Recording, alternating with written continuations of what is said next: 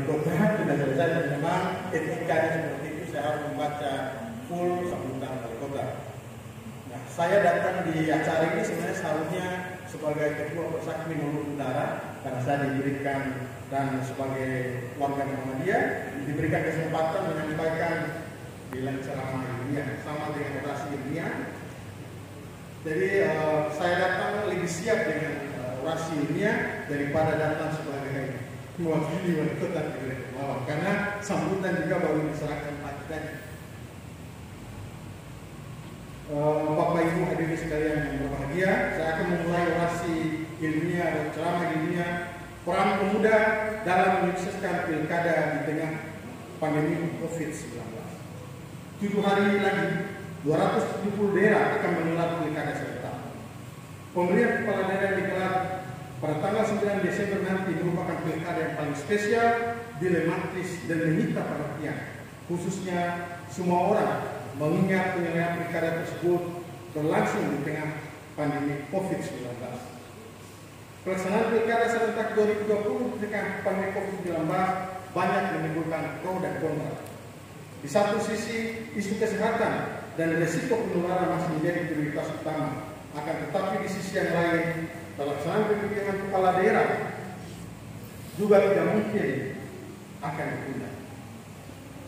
Sejumlah pihak sangat mengkhawatirkan risiko kesehatan, sehingga menganggap pilkada serentak membuka potensi terjadinya penularan virus yang lebih masif di tengah masyarakat. Karena itu perlu ditunda hingga kondisi pandemi mereda dan memungkinkan dilakukan pilkada serentak. Kelompok yang kontra berasal dari 2 organisasi terbesar di Indonesia, yaitu Muhammadiyah, mendesak pemerintah untuk menunda pilkada dan memprioritaskan keselamatan hidup rakyat dari pandemi COVID-19. Paling tidak sampai kondisi darurat kesehatan terlewati. Hal senada juga disampaikan oleh Majelis Ulama Indonesia dan mantan Wakil Presiden Republik Indonesia Bapak Yusuf Kala yang mendesak pemerintah untuk menunda pilkada sampai vaksin COVID-19 ditemukan dan kasus pasien positif melandai. Mengingat sampai saat ini jumlah pasien COVID-19 di Indonesia kian bertambah setiap hari. Pada hari Sabtu kemarin kita memecahkan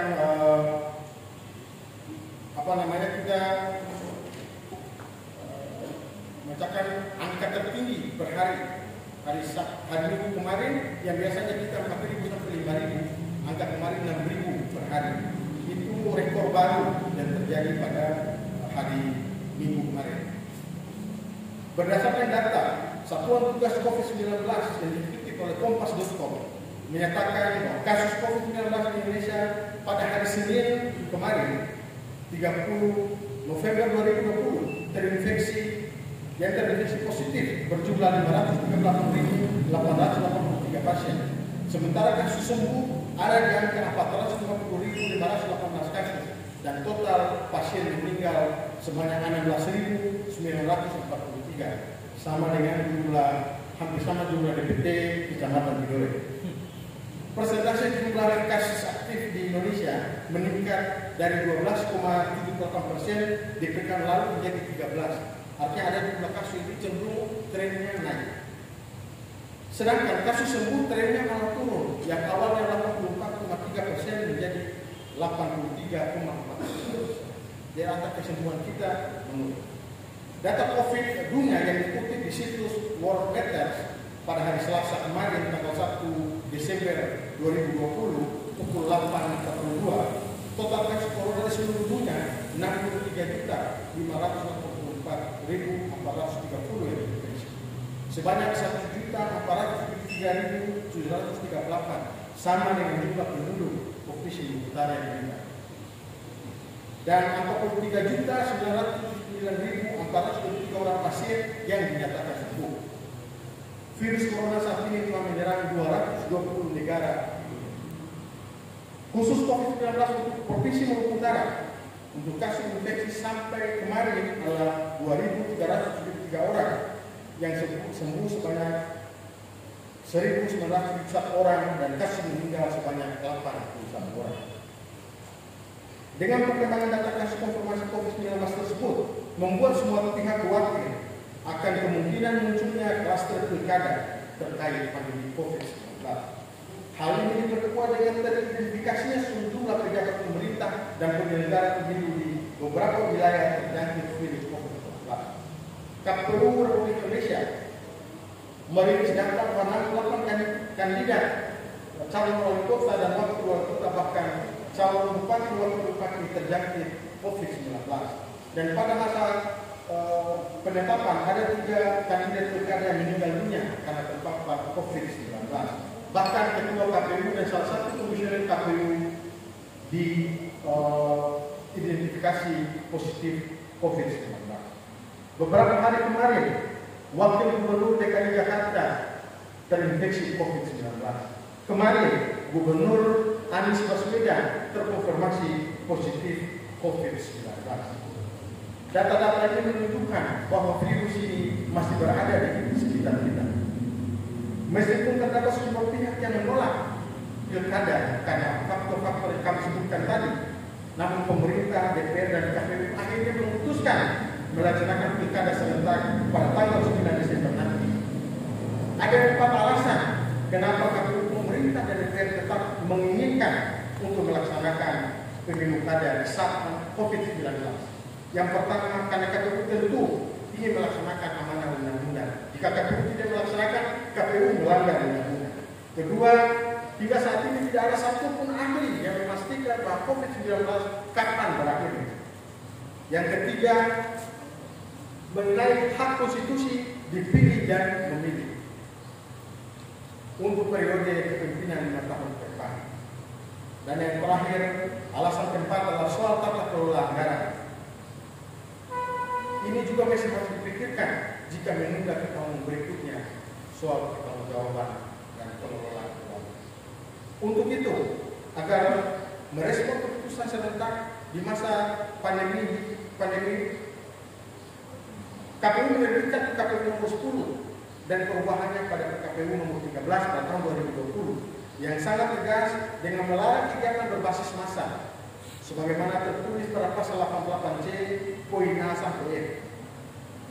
6 kegiatan yang sebelumnya dibolehkan oleh KPU nomor 10 dilarang pada KPU nomor 13. Bagi kontestan pemilu yang terbukti melanggar peraturan akan disanksi berdasarkan pasal 88C ayat 2 dalam KPU. Dalam pasal tersebut jelaskan bahwa untuk pelanggaran pertama ditegur oleh Bawaslu provinsi maupun Bawaslu kota.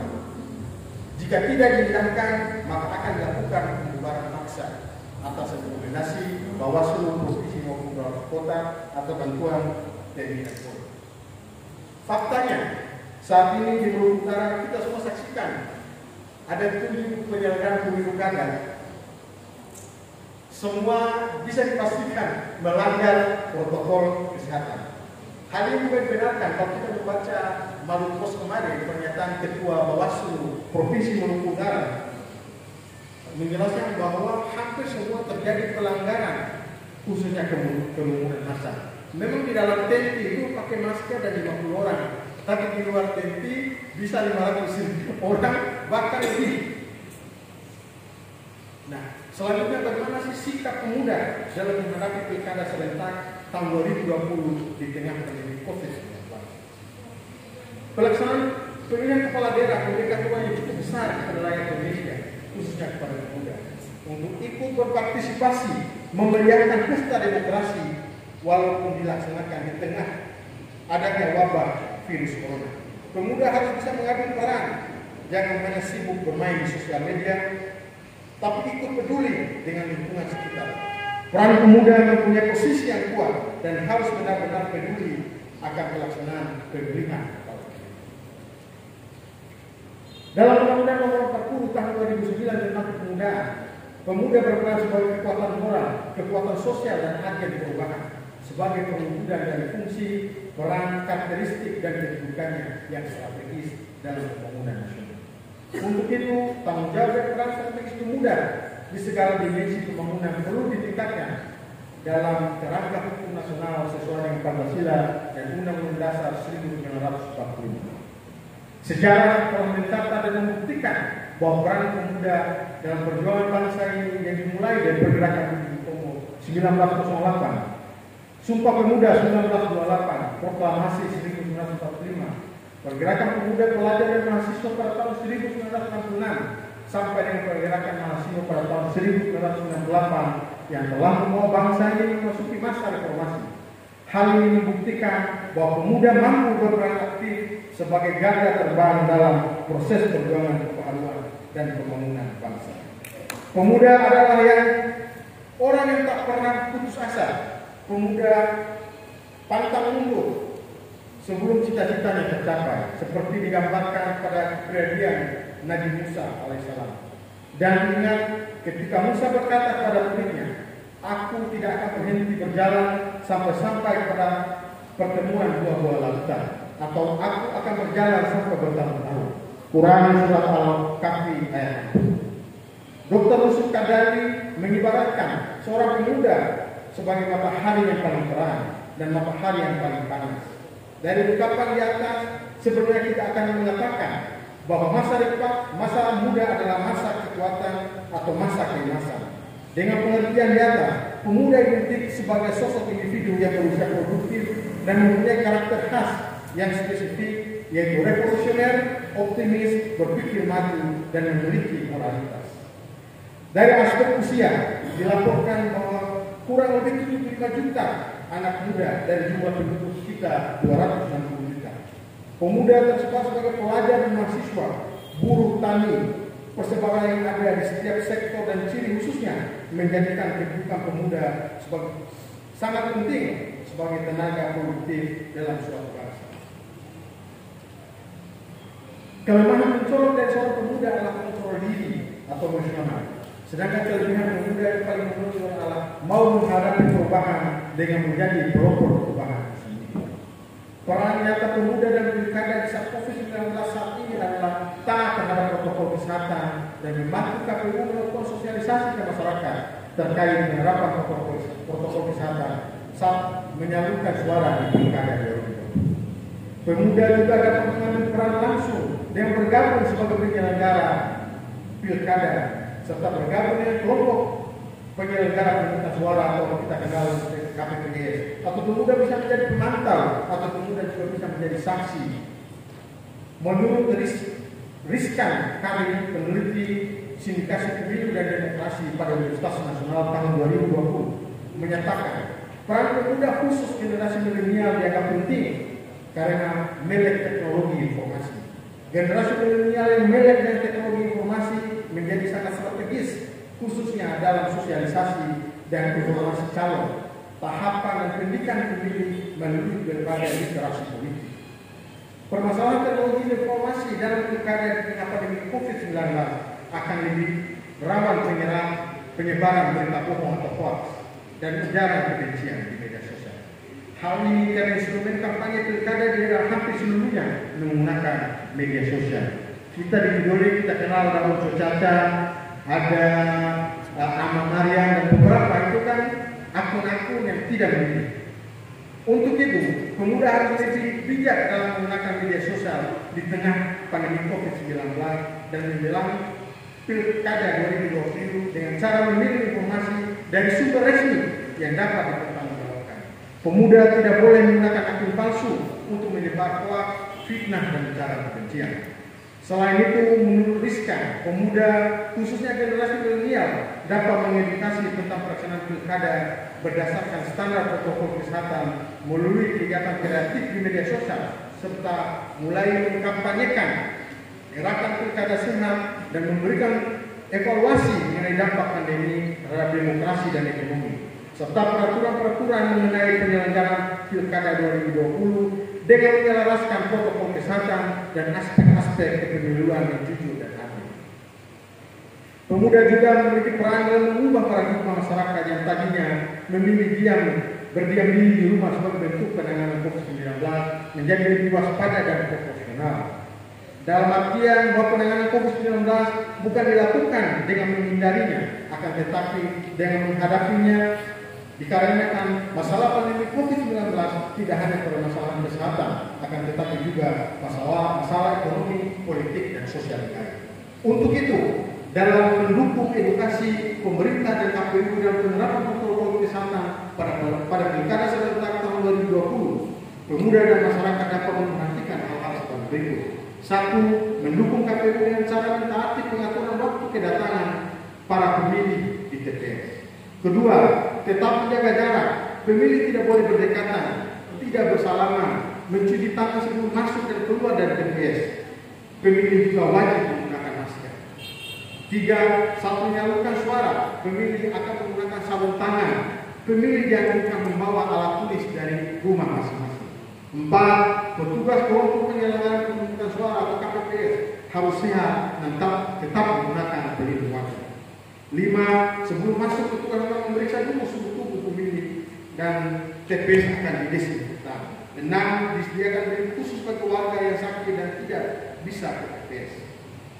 Yang terpenting adalah pemuda jangan sampai tergabungkan dengan zona nyaman, sehingga dengan alasan situasi COVID-19 pemuda tidak memilih berdiam diri di rumah, tapi lebih memilih untuk terjun mengawal kualitas demokrasi dan keselamatan rakyat kota.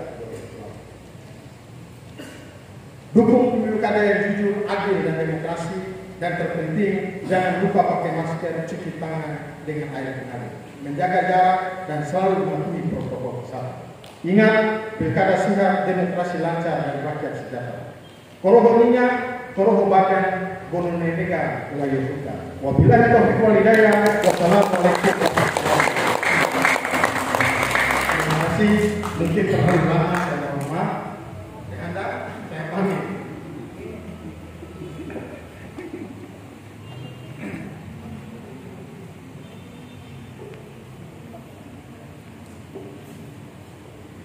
Hadirin